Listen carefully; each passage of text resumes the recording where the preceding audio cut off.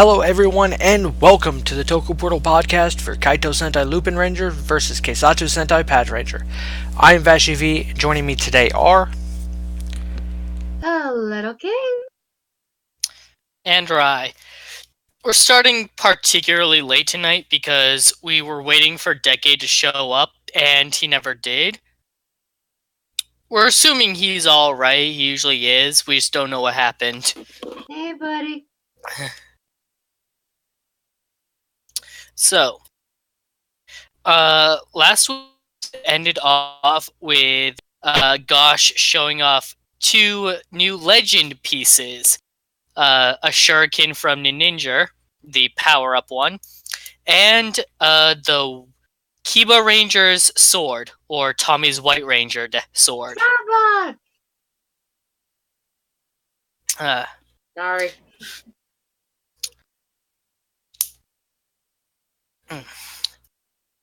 So, Zamigo lets Gosh perform a little surgery on him. And she just gets enticed from how good the surgery went. Like, she wants to cut some more. And you remember at the very start of the series how I kept saying she's creepy and unsettling? She's pretty creepy and unsettling. Yeah, no shit. She's extremely... If you guys can hear the dog barking, I apologize. We can. I was thinking... Oh, go on. What she is. I was thinking the other day about how, like, if her suit gets used in Power Rangers, it'll have to be censored. You think? Especially with how one of her pieces is a friggin' gun. You know what? I don't think the gun is really the problem. Yeah, no, it's not. It's really not. It's the problem is heavily in focus in this episode. Fair enough. In a disturbing, creepy kind of way. It perfectly fits her.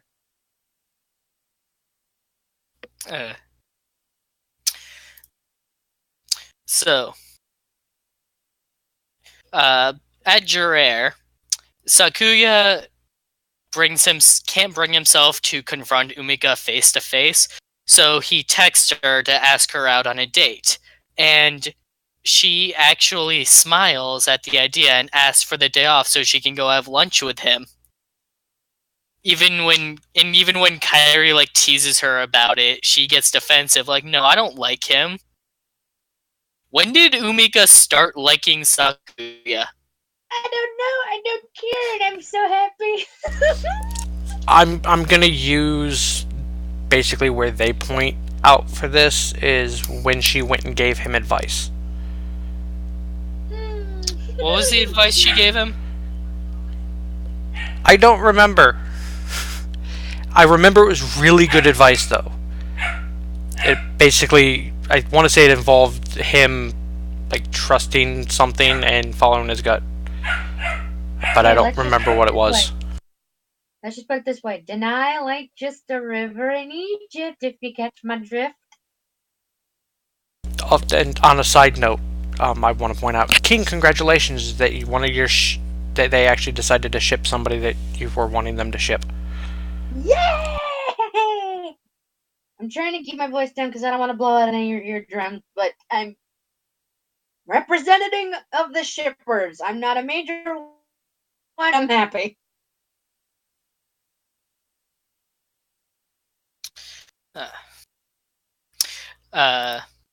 Tuma isn't really too happy about this, though.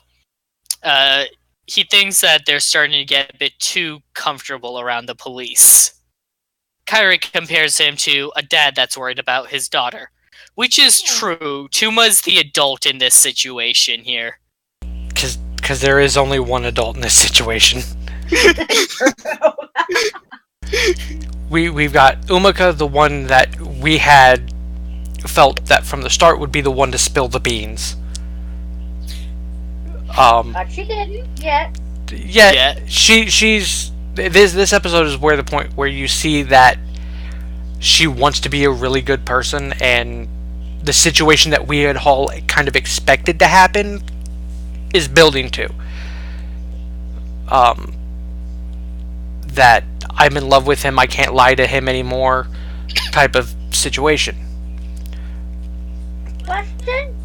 Have we pinned down Sakuya's age compared to hers yet? Just asking. No, we have not. However, it's been 2 years since she... No, it was 2 years when she dropped it. Yeah, it's been 2 years. A solid 2 years. So Umika is 19 at this point. Okay, that makes me feel a little better. Sakuya has went through police training, so I'm gonna ballpark him at about 24. I'd put him a little lower than that, because Okay. I'm gonna put him not much lower than that, but probably between 20 and 22. That I can live with. Because, and this is based solely on the way he behaves. True, he is kind of young. That young, hard-headed, I'm not gonna listen to you because this is how I feel kind of thing. Gullible. Yeah. So I can understand him not being that old, which makes this relationship better. And my conscience is lifted. Continue, please.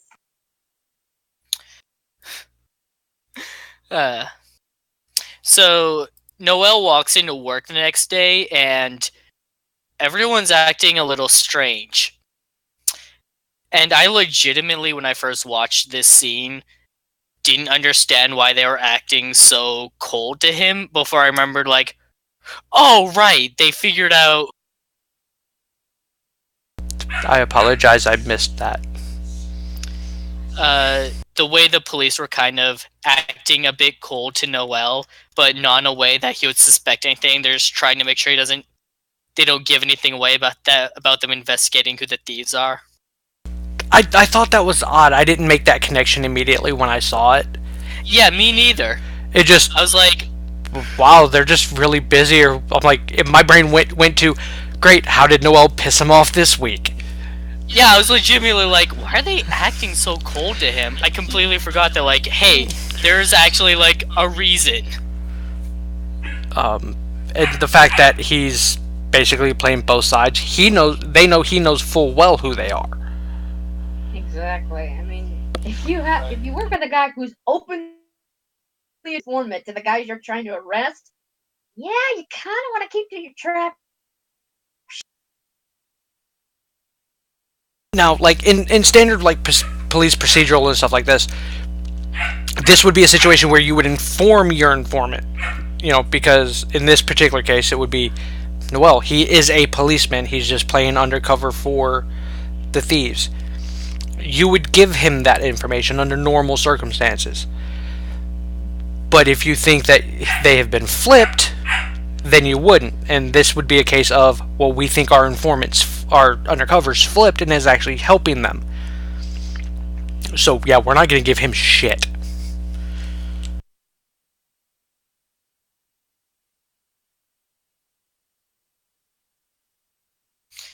Alright. So, the date. Vashi, you go ahead. Okay. I messaged this to Rai because I was messaging him as I was watching this because I had to know if he'd seen it, and he did. And I'm just gonna read to you what I wrote once I scroll back up to it. Where'd it go? Okay.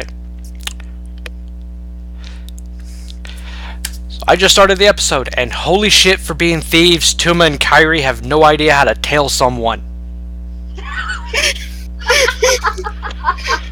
I'm not wrong. Like, at the start of it, it's fine. He's, well, not Kairi. Tuma's, hiding at the corner of a building, peeking around the corner. Kairi just walks into full view. And that one was fine. They were walking the other direction when that happened.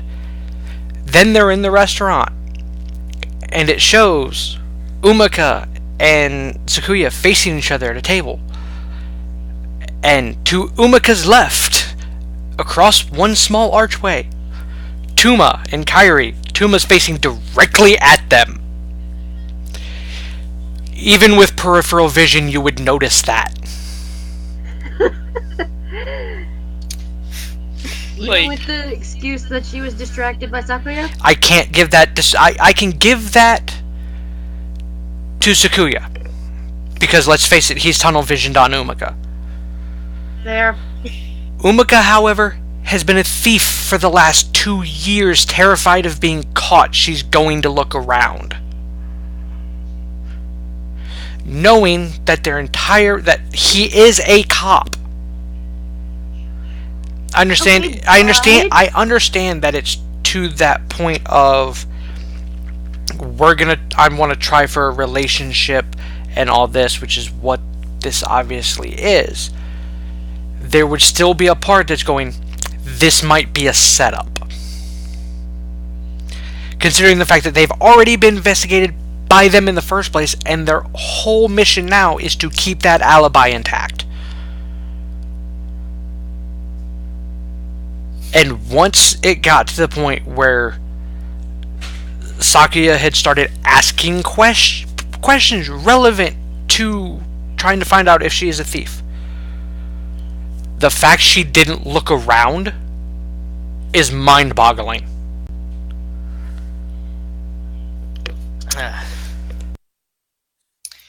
So, that aside, the actual conversation they have is is more impressive than I would have given Sakuya credit for 6 months ago. Sakuya just flows the conversation in a natural way, like yeah, you've been working at Jura for 2 years now. How old are you again? Oh wait, when were you in high school? Yeah, of course you would question someone on that if it doesn't add up in your mind. And he already knows the answer. He's just trying to hope that it's not the actual answer. And it turns out it was a good thing that Tuma and Kairi were there, because they text Umika and bail her out before she says too much. It's actually just a really emotional moment when you see the look on Umika's face when her old friend is brought up again.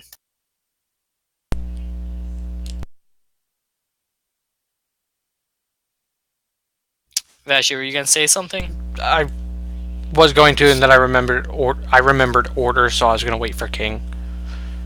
No, go ahead. This episode is heart-wrenching. And it has its moments of levity, and it's handled really, really well. This is one of the two heartbreaking, or one of the three heartbreaking scenes in this entire episode. Because here we have Umika thinking this was going to be a nice, standard, normal date to pay him back for the advice and all of this stuff. And then he starts bringing up the past. With her being a thief, she's very suspect of the questions, even though he is doing a very good job of keeping it more of a natural flow to the questions. You can tell that she kind of sees through it. So you can feel a little bit of that betrayal towards Sakuya, that shit, here we're going down this path again. While they weren't anything when this all first happened, now there's something there. There's that building of the trust and the budding of love and all that, and have it to go, oh, you're just doing this to investigate me.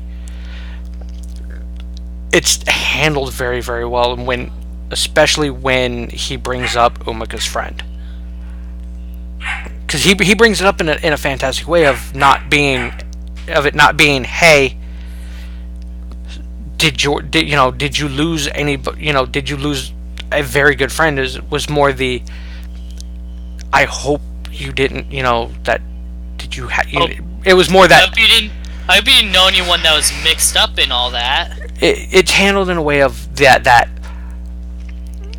we know it's going to be a bad answer, but he's still given that option of hope that nothing bad had happened, even though he knows. He's choosing to ignore it and deny it, which is what the whole premise of this investigation is for him. But he has all the answers. So it's that whole... She's looking for the right questions. Right. And the reaction she has when it gets brought up is, like I said, it's heart-wrenching. Nail in the coffin, you need it. Oh, the nail in the coffin comes a little later. Not much later, Fair. but a little later. Fair enough. The whole thing is saved when a Ganglar attacks, who turns out to be Gosh, and Sakuya is called away to go deal with the situation. And when Kairi and Tumen decide, alright, let's just go fight the Ganglar and worry about this later, Umika hesitates. Sakuya told her to go straight home, as in, like the subtle message there is, even if you're the thief, don't be. Just go home. And Umika kind of listens to him here. Like, the impression I got is that she feels like if she went there as the thief, she would kind of be betraying him, and she doesn't want to do that. It's handled well too, with even the way she words it. Because she explains to him, like, I was like, can you guys do this without me? And she gives the excuse of, and I quote, I'm the one who's always lying.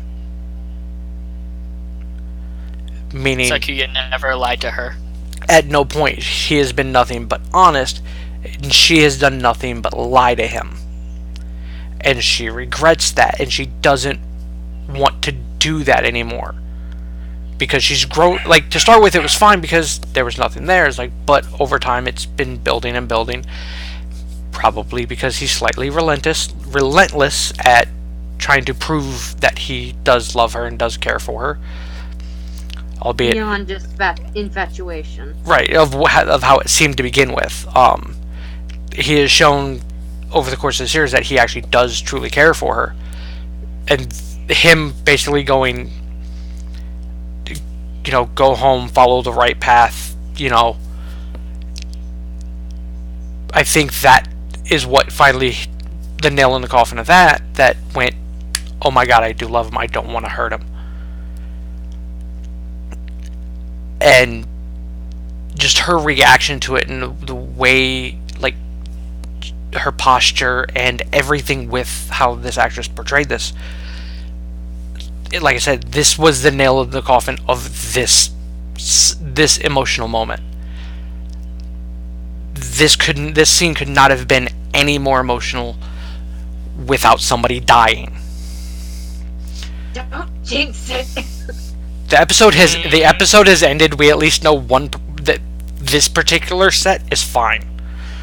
Yeah, let's. This isn't a Christmas episode. Later. This is not a Christmas episode. Ugh. We do not go back to that day. Oh, X-Aid was a hell of a show, you guys. Who said we were arguing? Alright. So, the thieves, while just figuring out what to do, happen across Zamigo outside. They figure this could be their big chance to defeat him and get back their loved ones without needing the collection piece. So they trust the collection piece to Noel. In fact, Kairi even pulls out his phone and types something on it. I'm assuming he was straight up messaging Noel get the piece on your own, we're busy. But Zamigo has a new toy. That surgery he had Gosh perform on him was a third safe. A regular one, not surprising, she probably doesn't have gold ones lying around, with one of the collection pieces in it. One that allows him to liquefy his own body. So even Super Lupin Red's special attacks will just go right through him. They can't touch him.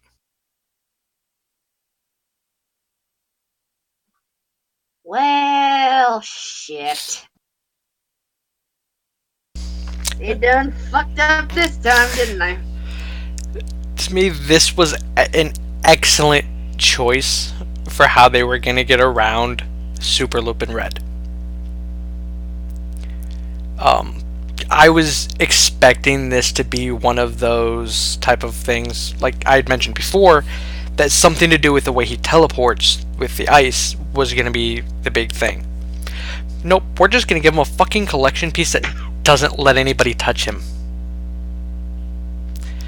And not so much that it doesn't, that he doesn't control it, like the way everybody else's collection pieces work. You see it flash and then it's active. This is just permanently active. Because during the fight, he goes Super Lupin Red and draws the attention so that Toom and them could get the safe. He's not even looking at them get shot in the back and it does nothing. The safe doesn't even glow. No, not at all. It's a permanently active situation.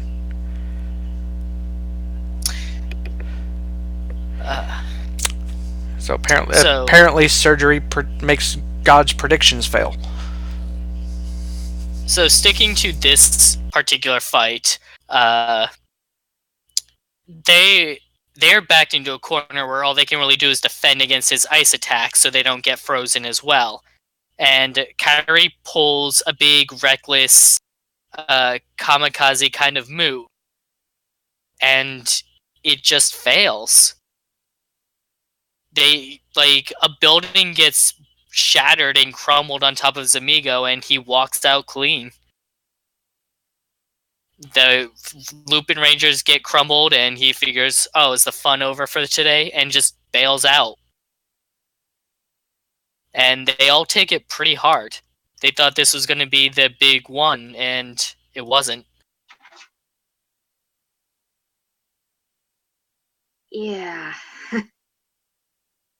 I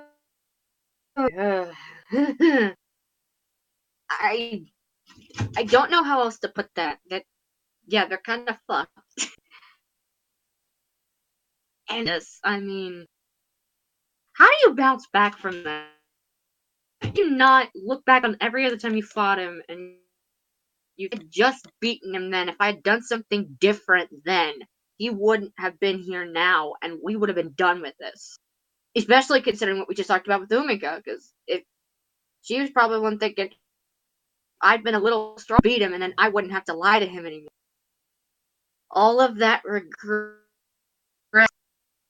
Darren Moore, as the situation of what the fuck are we supposed to do now? As much as of a dumb idea as it was to basically kamikaze attack Zamigo, it wasn't done solely just as a kamikaze attack. It was, I'm gonna distract his ass so they can get the safe. The problem is, Zamigo's a fucking badass. A creepy badass, but a badass. It's like I said, it's primarily now at this point due to his collection piece making him untouchable. Like I say, he gets shot in the back by blue and yellow, and it does nothing. So they had no chance to get to the safe, to get the collection piece. So there was no option but to attempt a kamikaze attack, and it just didn't work. It wasn't an idea of bad planning. It was, shit, we're fucked.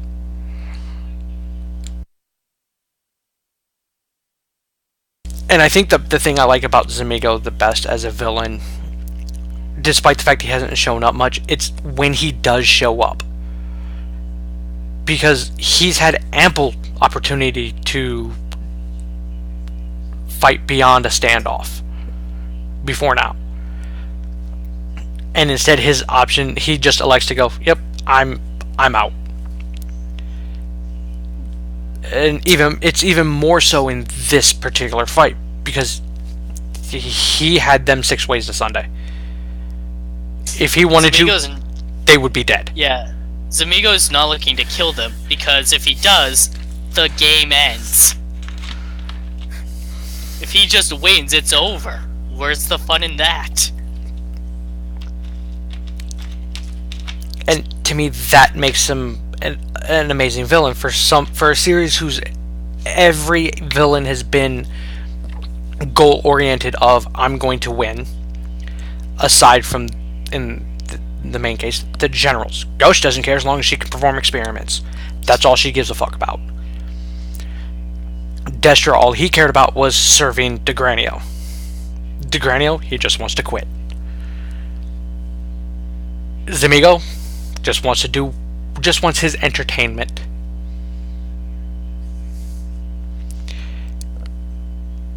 And that's amazing, because like every other series that we tend to have, it's all the generals have the same plan. They just work differently. Some are more hands-on, some are more, hey, you can send minions, but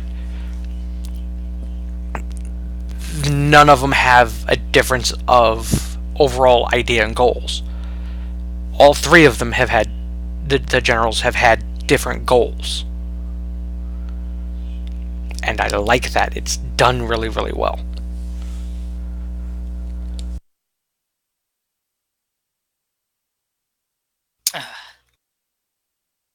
So, the other fight that's going on.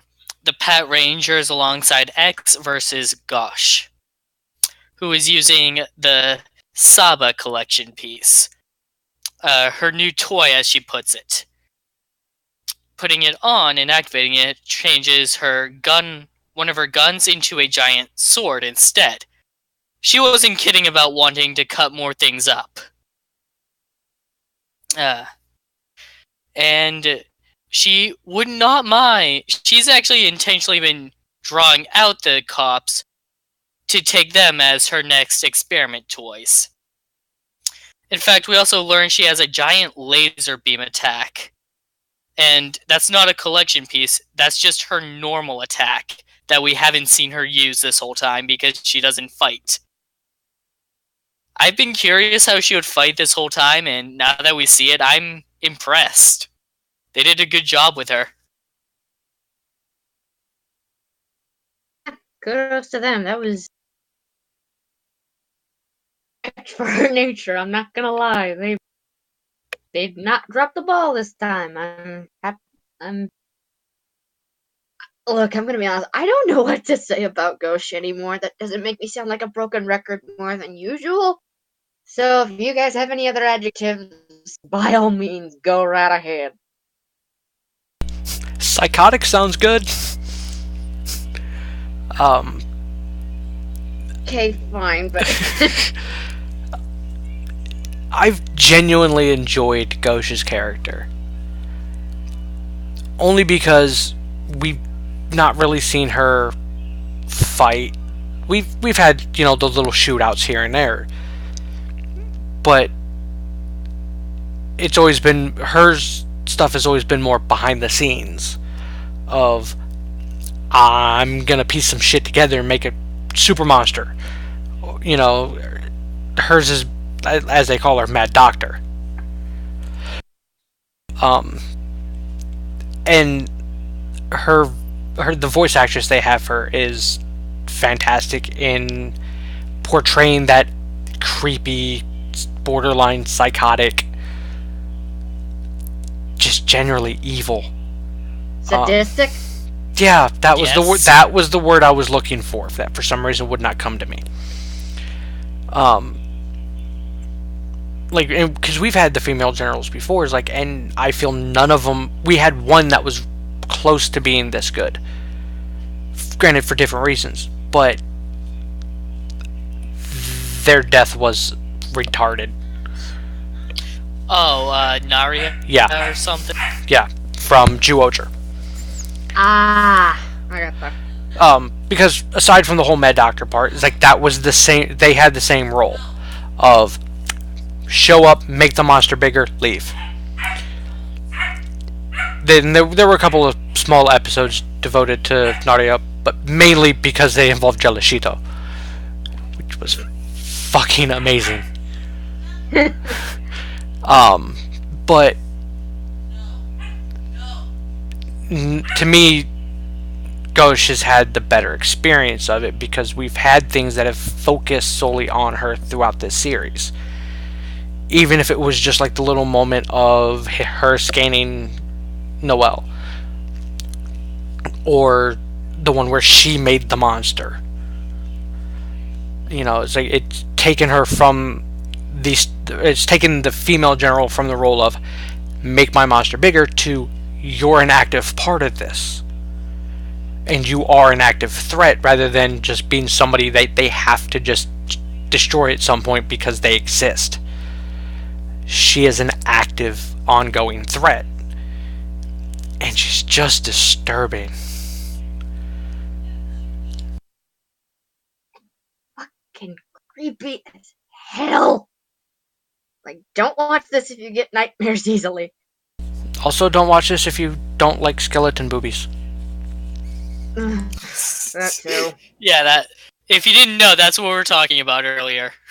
And like I said, this has been the worst episode for it. It's like because the camera angles constantly put him in focus. Yeah, this scene will have to either be reshot or just cut out entirely in Power Rangers. Or they're just gonna like photo paint the damn things. With modern computer technology, that is completely possible. However, I don't expect them to put in the money or effort. This is true, because Saban still has it now. They've never been one to shell up money. True. Oh wait, never mind. I'm sorry. Hasbro has it now. They do have money. They can fix it. Hasbro has it now. They have the money. I don't know if they have, like, the motivation. Because they could just reshoot it themselves. I say they don't have the motivation. I've seen what they've done with Transformers. Like, I don't know. We don't know where Hasbro stands on handling the Power Rangers franchise. Beast Morphers hasn't aired yet. But they are very much a kid-friendly channel. And they are capable of gelling out good stories for anybody who's a LP fan. Just speaking from experience on this one, I do think they're capable of giving out good stories. That's my point. No, you're right. There's actually been some good stuff on that show. And even with what they've done with Transformers and stuff like that, even if they have not always had a direct hand in it, the majority of the Transformers series that Hasbro has produced has been pretty damn good. Until you get to Michael Bay being a thing.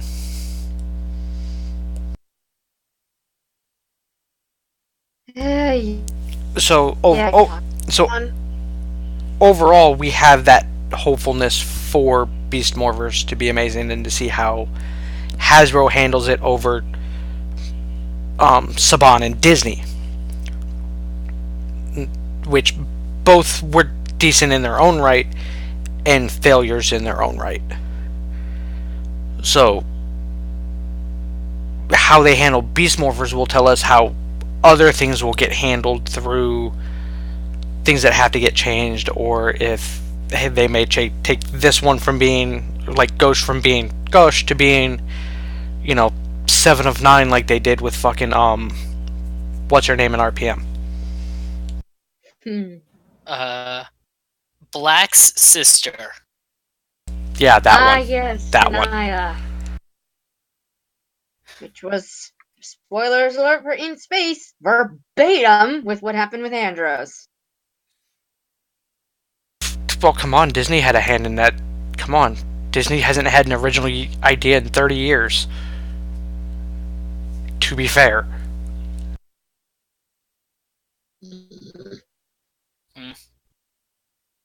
So,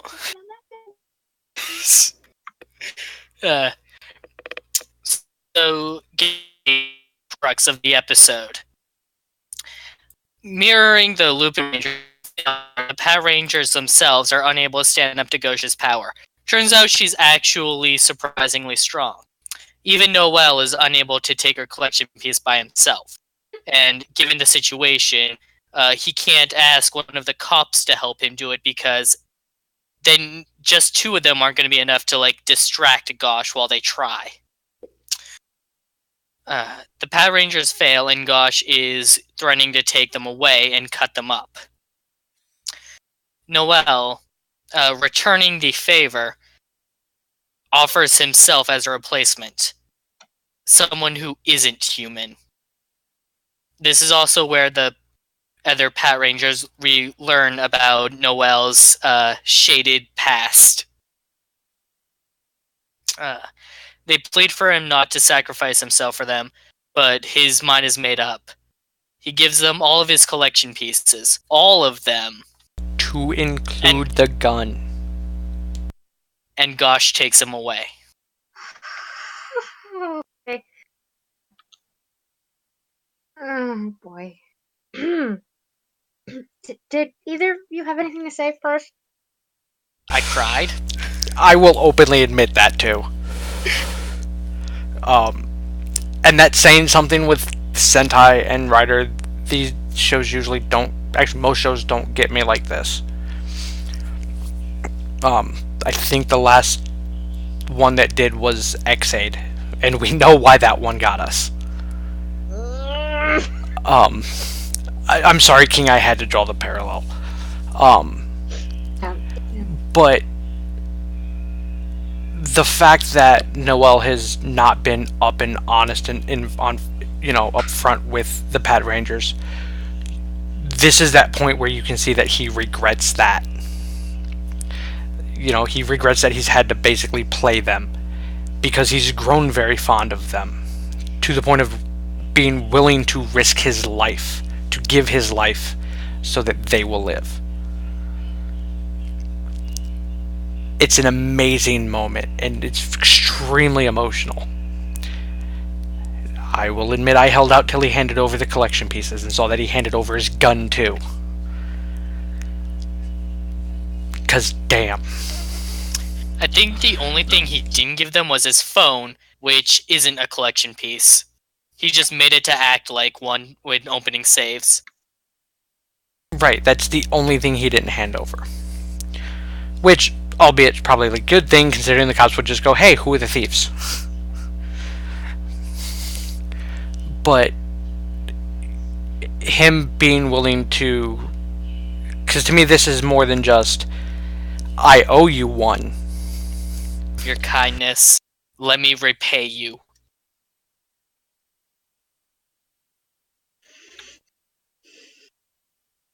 That and them reiterating, because I didn't realize that information about him didn't come out to the police as well.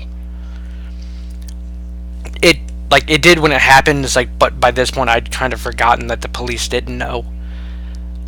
So for him to just up and out there, yeah.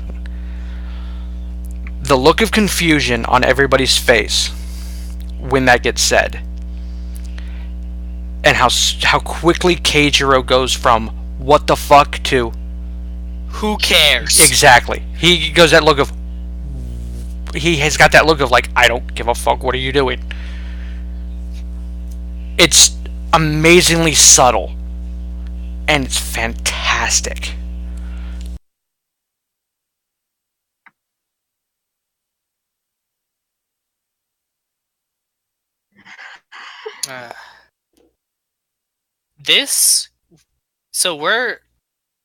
After this episode we have 3 more, and this is surprisingly strong. This really feels like we're leading up to the end here. A few weeks ago, I predicted that this and the next episode would basically be focusing on Zamigo's defeat. And not only does that seem questionable right now, I don't care. What we're getting right now is really good. Like I had mentioned to Rai earlier, when I finished the episode, this series by far is absolutely my favorite Sentai ever. To me, this is from what I've seen, because Rai brought up a series that I hadn't watched yet. To me, this is what a Sentai should be. It should feel like family. And the last Sentai that I felt this much togetherness and belonging was PatoRanger. That helped, because they were all siblings. Yeah, the sibling magician team.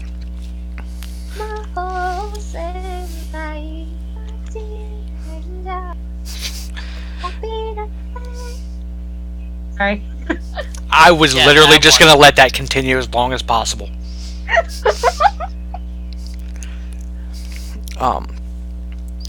But to me, this is what a Sentai should feel like, especially by this point. Albeit, yes, we're still at that point of they're two separate teams. But everything about this series has felt genuine and proper. The fact of them all hanging out at Jur makes sense. It fits, and you feel that closeness even when they're at odds with each other. Because, like, with the whole Keiichiro and Kairi thing, it's like, yeah, there was that resentment and anger there on Kairi's part, but that bond of closeness was still there. You could still feel it. You could still see it. And this has been a phenomenal ride. And I will be disappointed to see this series end, but this is definitely by far my favorite Sentai series.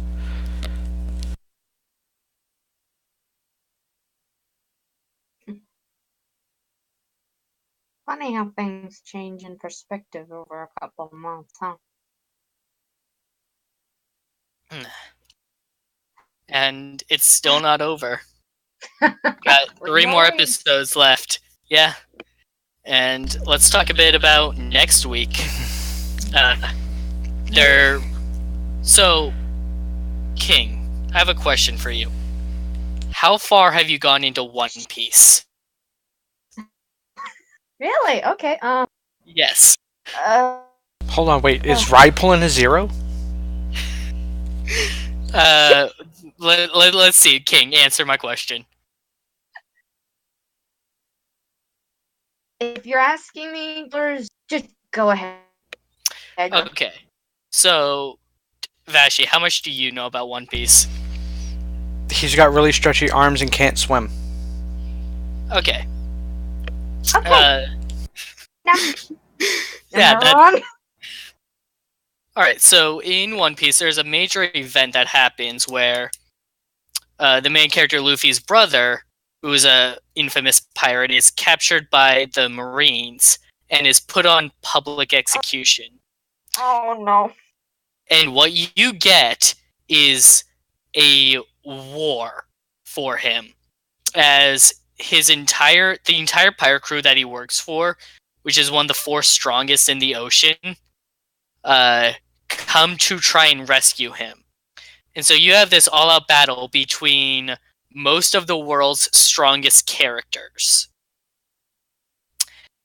And I bring that up because that's kind of what it feels like is going to happen next week, where Noel is being put up on public execution, and you have both teams that don't normally work together coming to rescue this one guy that they both share a bond with. You had to bring it up. I did. Congratulations, Rai. You made her cry twice on this podcast. up. It's not a bad thing.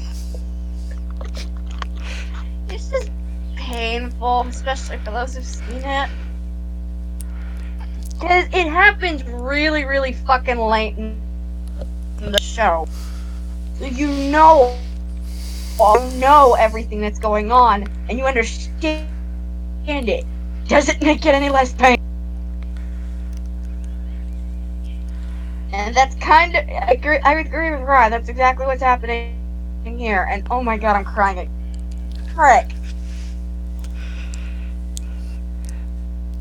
Everything about this preview looks fantastic.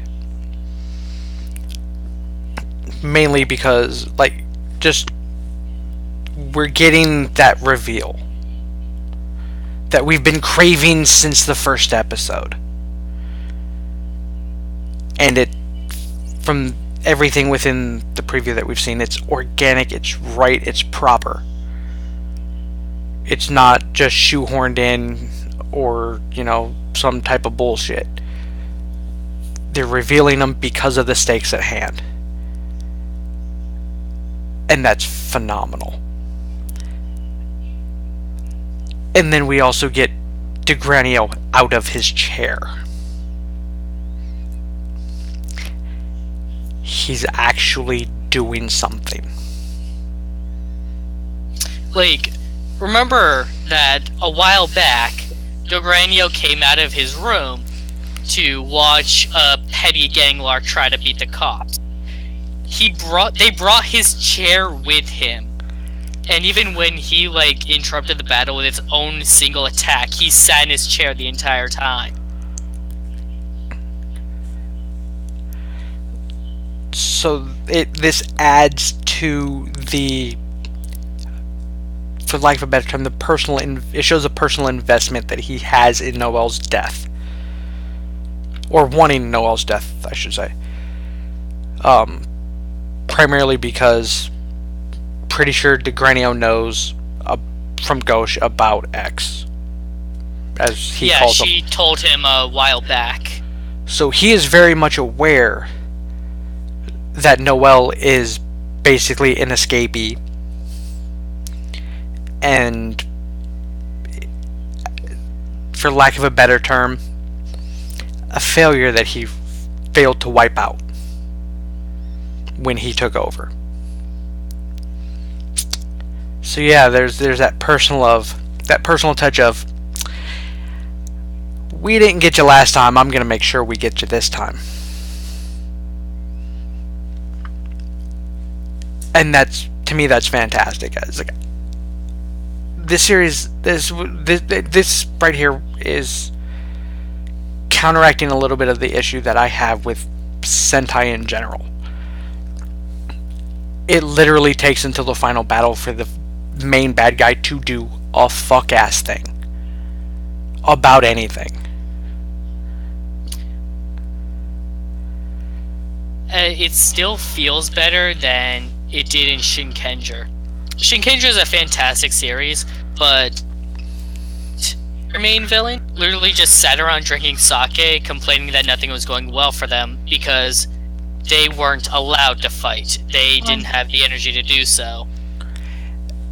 I give Or Xandrit for any few Power Ranger Samurai fans. My heart goes out to you. Oh yeah, the one who kept having to take his medicine. Yeah, medicine. Nah, that guy's fucking wasted 24/7. Oh gee, you think? But at least with Shinkenger, over the 90% of the other major villains throughout Sentai, at least he had an excuse for not being able to do shit. He physically couldn't. He was, and him and Messiah, I give passes to, because they are literally trapped in another fucking dimension and do not have the energy to manifest in the real world and do a damn thing. Messiah was working on something until he got mind controlled. Right, but it's one of those, we never saw that come to fruition. Right. While yes, he was actively trying to do something, we just never got to see what it was.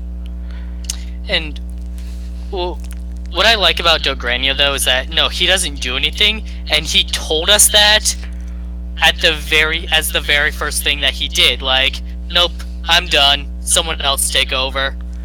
Compete to decide who. I don't care. Which, to me, also adds to him being active with what's going on in the next episode. Because he literally went, I'm washing my hands of this, and now it's, you know what, I kind of want to take part in this. So it shows the level of, what's the word I'm looking for? Desire to see this particular issue wrapped up and complete by himself. Or with his own hands and physically seeing it happen. Rather than just waiting for some other person to do it.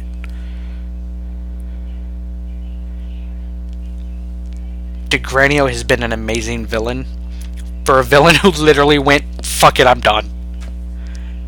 And has done nothing the entire fucking series but go, oh, so you're trying now? Good luck.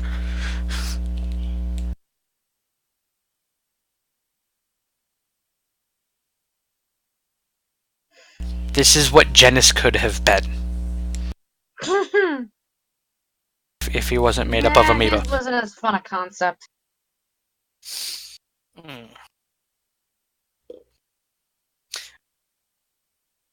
Also, the villains here are not sympathetic, and they're not trying to be. You can make an argument for Destra, but that's about it. These guys are just straight up criminals. Like, absolutely. Like, you can, like, yes, the LupinRangers are criminals. Because they have to be. The Gangler? Yeah, they're just a fucking mob family. To which, speaking of which, I want to point out something that I find amazing. Giving Japan's need to mock other cultures, which they've gotten a lot better at over the years, but they still have a tendency to do it from time to time. How did they miss the opportunity of giving a monster the power to create cement blocks on people's feet? Your villains are literally the people that do that.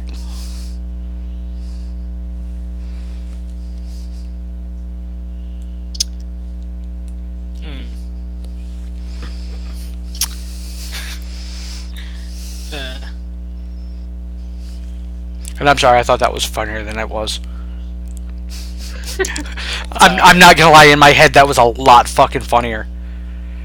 It's still accurate because we've seen him make fun of some other. I have seen some shit with some of the stuff that I've seen Japan make when it comes to making fun of other cultures, and they do it excellently and rather harshly. So the fact that and I understand the reasoning for it most likely is because, hey, kids show. Mm-hmm. They didn't care in Ninja because, come on, you're making fun of the Wild West. We're gonna make a cowboy. Yeehaw. Yeah, the moment you see Star Ninja, like a ninja with a cowboy hat, sitting inside his bull-themed mech, just take a look up a picture of the cockpit. Tell yourself, at what point do we accept that Toei is just fucking with us?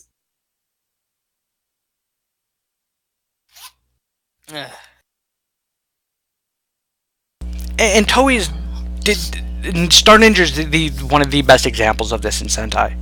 Could you say that again? You cut out. Star Ninja is literally the best example of this throughout Sentai. Thank God we get to give him a little bit of redemption tomorrow. But yeah, for those of you who don't know, his actor is currently playing a different ninja in Kamen Rider. And the writer's the same guys who wrote the piece of shit Star Ninja.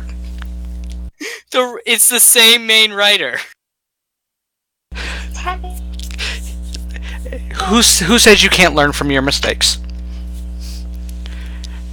I wish he was a thing, though. But, like, Star Ninja was, through every aspect of his character, let's make fun of people from Texas. Period. And like, okay, so Kaku Ranger, they did the whole American Ninja thing with Ninja Black Jiraiya. He spoke fluent English. In fact, when he's first introduced, he doesn't speak Japanese all that well, and so they kind of like have to teach him a bit as they go. And that is it. He adapts to Japanese society. With Star Ninja, they introduce him. His transformation device is a cheeseburger, and his English is incredibly broken.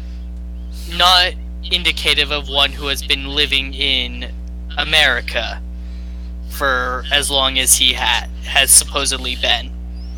It pretty much comes down to saying boy, girl, and yeehaw.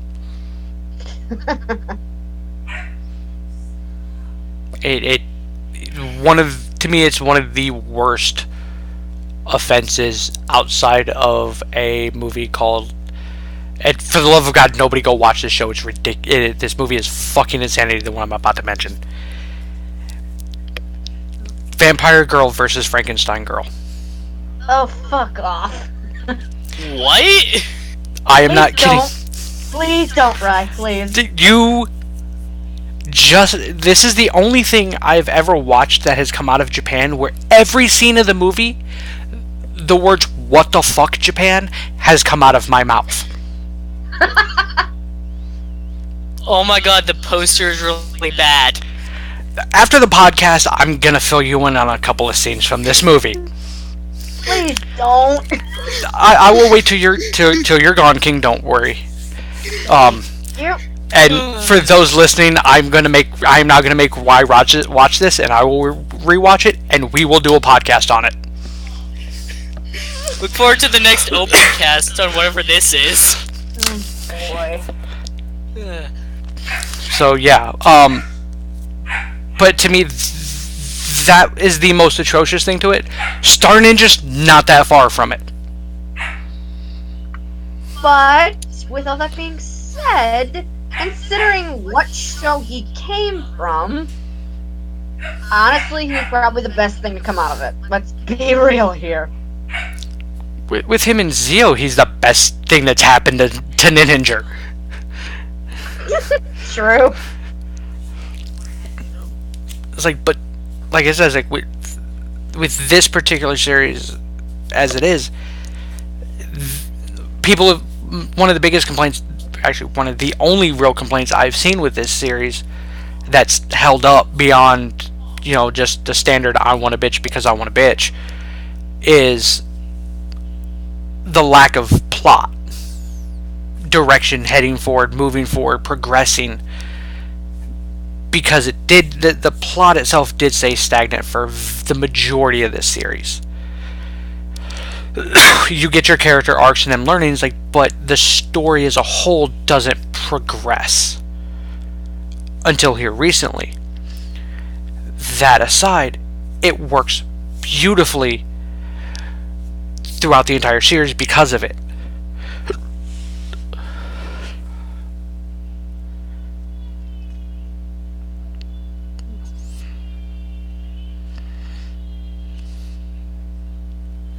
Does anybody have anything else to say? Not much. This was a really good episode, and what we're getting now is pretty much the culmination of everything this series has been working towards, and I'm happy. This show hasn't been very story focused, but it didn't need to be. Like this series, we had our worries with this series, and we've had our worries throughout this entire series. But it's been amazing. And every worry that we've had has fallen to the wayside. And I'm going to be very, very sad to see this show end.